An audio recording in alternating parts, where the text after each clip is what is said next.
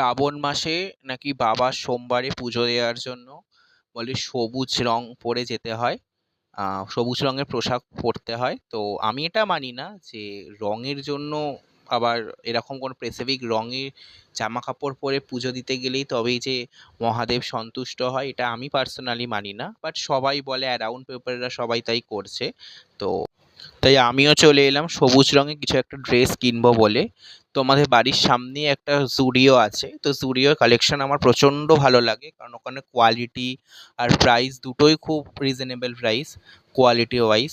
তো তাই জুডিওতেই চলে এলাম, দেখি ভেতরে গিয়ে যে সবুজ রঙের কি গ্রিন কালারের ড্রেস পাই। তো চলো ভেতরে গিয়ে ব্লগটা কন্টিনিউ করছি। তো এই আমি ভেতরে ঢুকলাম এন্ট্রেন্স দিয়ে। তো দেখছি প্রচণ্ড ভিড়, নাকি সেল চলছে। তো ছেলেদের জিনিস আমি জীবনে সেল দেখি না, মেয়েদের জিনিসে প্রচণ্ড